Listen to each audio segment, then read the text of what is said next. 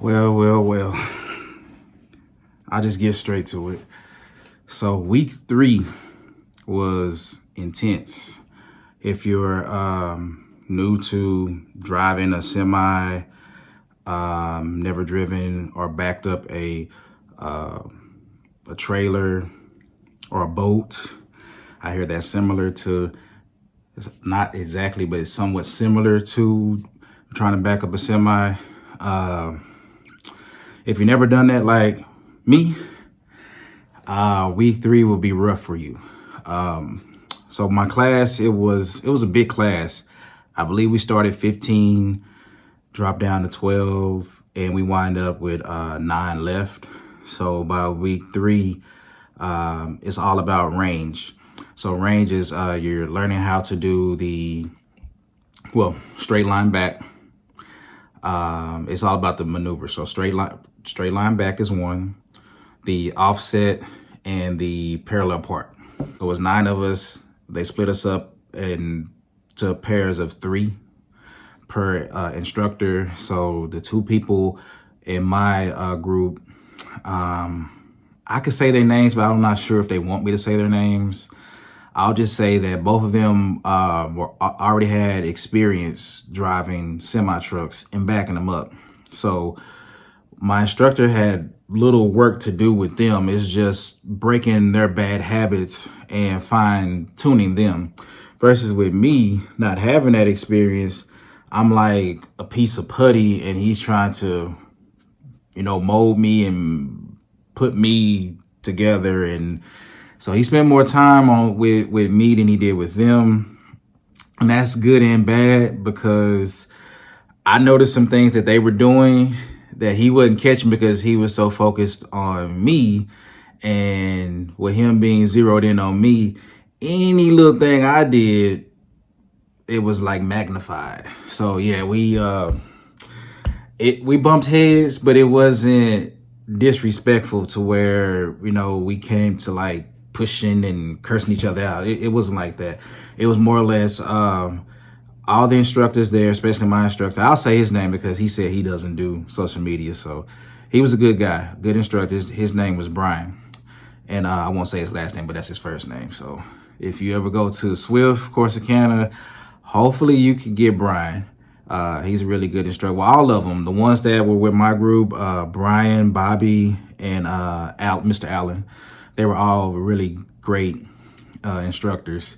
That week 3, we just stayed with our instructor, but from time to time, we would also like switch and get different perspectives from the other 2, and it was good. So yeah, me and Brian, we bumped heads because I'm trying to learn how to do the straight line back, because you have to do straight line back before they will let you proceed to the offset and to proceeding to the parallel park. And once you complete all 3 of those and do them satisfactory, then you go to the road test in order to get your CDL license. So straight line back. So the most important thing, I can tell you how to do it, and I will, but it's not going to be the same until you experience it yourself. So when I first jumped in a truck, I'm thinking it's similar to a car or a normal, SUV. I'm in reverse. I just hold the steering wheel straight, and I should be able to go backwards straight, right? That's the logic. No. So when you start off on week 3, you're in the back on rocks, even if you're on pavement, but they start you out on rocks. For people like myself, it's hard to turn something up on rocks. So you're back on the rocks, and you're backing up. It's the wheels are moving, so the trailer has a mind of its own when it's in reverse. Now, when you have it in drive and going forward, yeah, whatever way you drive and you use your steer tires, those are 2 tires in the front on the driver and the passenger, that trailer is going to follow you, and then it'll off track. Oh, that's another topic. I'm just going to stick with these 3. So then, the trailer will follow it whichever way you steer it and command it going forward and drive. Going backwards, the trailer, you have to try to keep the trailer under control, or otherwise you'll lose it. It's basically how I saw it, I witnessed it, and I was told that by Brian. So I'm holding it, I'm in reverse, and all of a sudden, to me it's still straight, and I'm looking in the mirrors and everything is different on a semi truck, and I'm looking, and I noticed that I'm no longer in my lane, and I hit a cone, and I'm like, fuck, I was embarrassed. I'm sorry about the F word, but I was like, man, I'm embarrassed. I'm the only one to hit a cone out of all 9 of us. I'm the only one that hit the cone. So he told me what I was doing. I was looking, so right behind the actual tractor that you're in, the truck, that first part of the trailer, that's called the bulkhead. So, and he was right. That's what I was looking at. I figured whatever way I'm turning it, I can look at that, and that should be where the trailer was going. But no, you have to look at the corners, the rear corner by your bumper, by the ABS light, and the side marker light, or the clearance light on the side. So you have to look at the corner towards the back bumper towards your fifth axle. Yeah, I sound like an expert now. I wasn't an expert on week 3. So that's how week 3 started. But beforehand, you come in, you check in. They ask to see your CDL permit, and they want to see your DOT card. They do this every day. They do roll call at Corsicana at 7:45. So if you come in after that, you're late. I was never late, so I couldn't tell you what happens if you're late. None of my classmates were late. We were always there. So we check in. They check your CDL permit, and they check your DOT card. So then they let you know, okay, this is gonna be your trainer, and this is gonna be your group. And then you go with your trainer. He introduces himself or herself. I just didn't have the female trainer, but they introduced themselves. And then you go out. And they do a demonstration. So the first thing Brian did was a pre-trip. Now, it's one thing seeing it in the book, and I could bring the book, but it's either here or there. It's one thing when you see it in the book, you flipping through pages.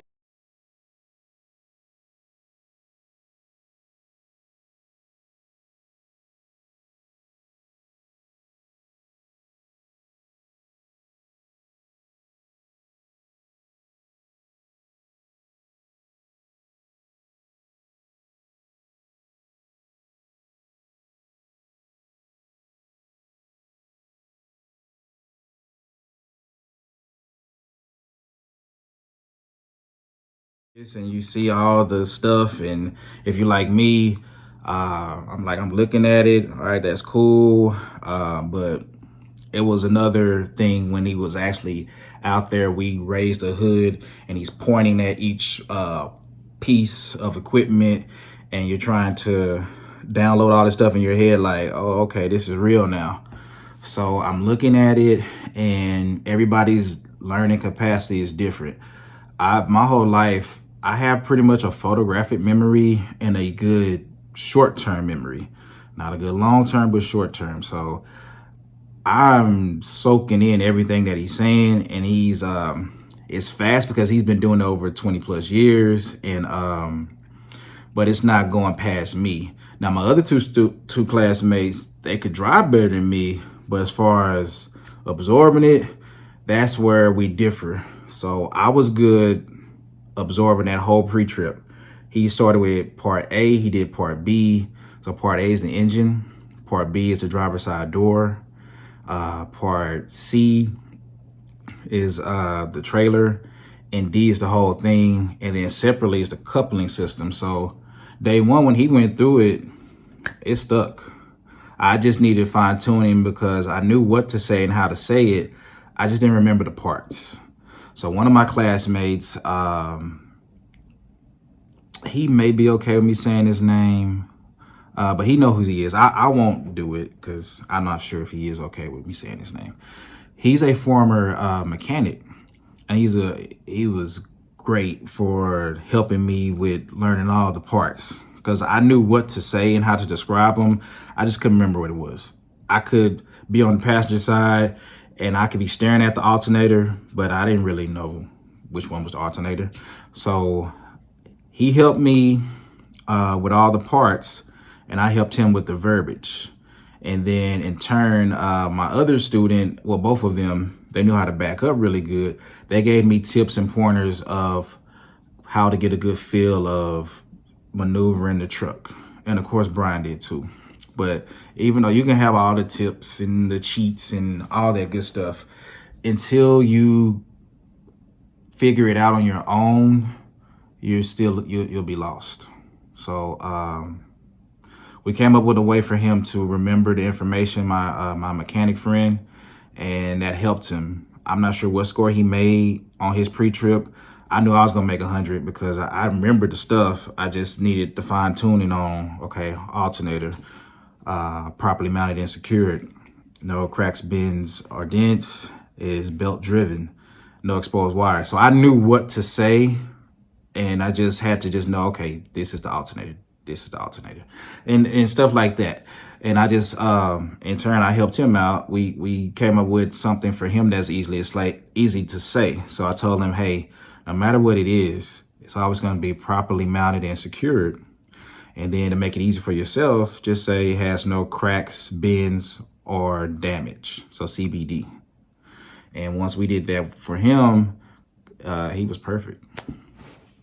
Yeah, so we did the pre-trip. They gave you a demo. He gave us a demo on how to straight back the truck, but we was inside the truck. So to me, it was a good demonstration, but I couldn't really see what was all doing. I saw the steering wheel moving, but he was doing like minor movements with it.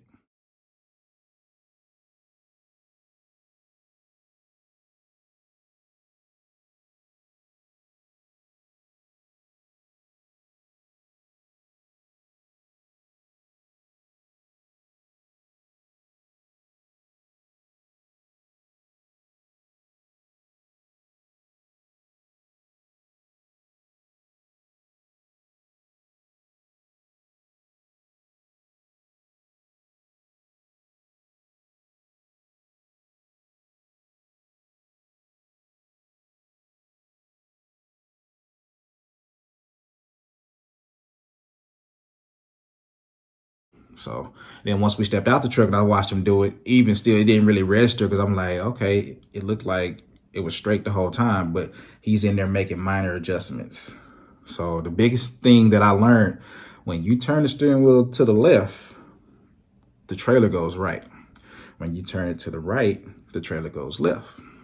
So yeah, once it finally kicked in, I knew, okay.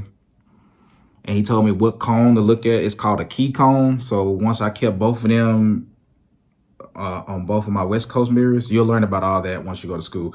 Your West Coast, your convex, your hood mirror, you'll learn about all that stuff. Once I knew to keep both of them key cones in both of my mirrors, it was just, I didn't even have to look at the lines. Now, it's important to know the lines are there because as you cross the line, you lose points. So you want to be mindful of them, but as long as you have those cones in your mirrors, you're staying in between the lines, you're staying in between the box, and just make minor adjustments. And if you have to make a major one, just make it. But no, if you turn the steering wheel to the left, it's going to go to the right, and then you have to counter steer to the right to make it go back left, and then just keep it straight. So that's how that went. So I struggled with the straight line back for 3 days, and I finally got that down. Then came the offset. So the offset is basically you're going from whatever lane you're in. My hand is going to be the truck and the lane. So that lane, and you either can offset to your left or to your right. But so that's the principle. If you're just going from one lane to your left or your right, but the matter that you do it, you're going to pull all the way up. Every school is different. Swift, we do, I think it was 140 feet. You stop at a cone or an X, and then you start going, you make your maneuvers, and you start backing up, and you're going to slowly go diagonal, come over to that lane. If you're going over to your left, then you straighten up, and then you go all the way down.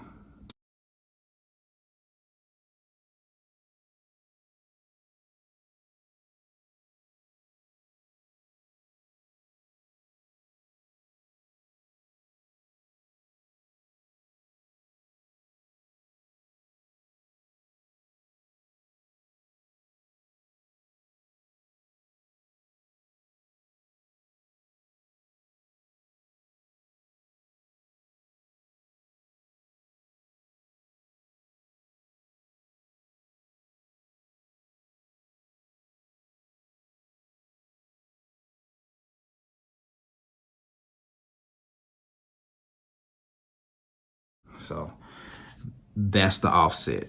Pulling up, coming back, going in diagonal, get inside that left lane, straighten back up, and pull straight down. The parallel parking is pretty much similar, and they tell you in the book, and the instructors tell you, you should never put yourself in a position to have to parallel park, but they have to teach you that just in case you have some type of situation where you have to.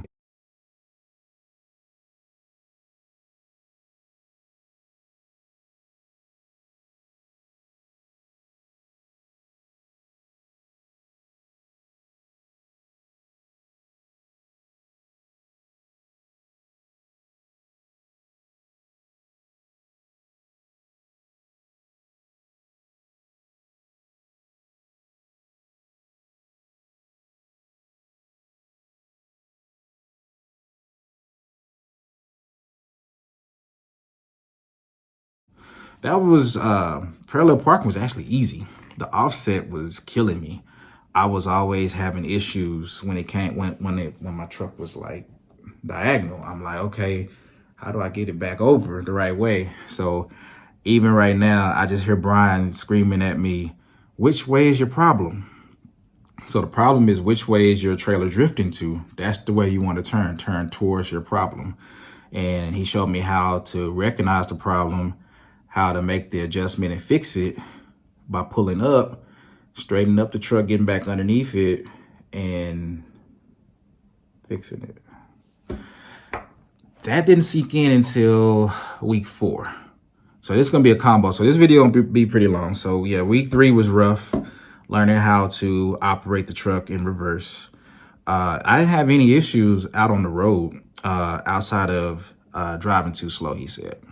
So Swift wants you to operate. So if the speed limit is 45, they want you to do a safe speed of 40. So if you're going 38, 39, you're impeding traffic and you can fail if it was the real test. But since we were just practicing and learning, he just basically told me, be mindful of my speed. And, you know, yeah, the speed limit is 45. You can't speed either. So if you speed limit is 45, you go 46. If it was a real test scenario, you fail. So even while you practice, you won't fail. They'll just make notations of it. But never had a problem speeding. It was just I was driving too slow. And he said, depending on who I get to do my road test, if you drive too slow with them and they're watching, they'll fail you. So he just told me just to make sure I work on that. All my turns were good. Of course, week 3 and week 4, I was turning how my instructor wanted me to turn. He gives great advice on turning. It was like precision turning versus what I'm used to seeing on the street and on YouTube. I see people either cutting it too close or they swinging wide. So the way that he taught me was perfect. And if it was like, if my CDL wasn't on the line to where if I hit a curb, that's an automatic fail, I would turn just how Brian wanted me to. But I told him, I'm like, I gotta get my CDL. So I appreciate you telling me the proper way to turn, but I'm gonna swing wide. You know, this is how I'm gonna do it on test day. So I'm letting you know now, I'm gonna swing wide. If you have to notate that, like, hey, I told the student to do it this way, but he choosing not to, I had to do what I gotta do to get my CDL. You already have yours. I'm trying to get mine. I don't want to cut it too close, hit the curve, and then the instructor be like, okay, well, you hit the curve, you automatically fail. So I figure if I swing it wide and make sure I don't hit anything or hit the curve, I'm good. So that's how I did it. So I swung wide on all my turns. You have to call out hazards. If you see pedestrians, call them out. They're just letting the instructor know that you see them, that you're paying attention. They also want you to call out bridge clearances, yield signs, road work signs, just normal stuff that you typically do in your head as you're driving. You're just saying it out loud. That's all you have to do when you're practicing, and then definitely when you take your road test. And that'll be another video. This is approaching 20 minutes. I didn't want to be that long. So week 3 and week 4, week 3 was rough for me. Week 4 got better, and I'll do another video for week 4.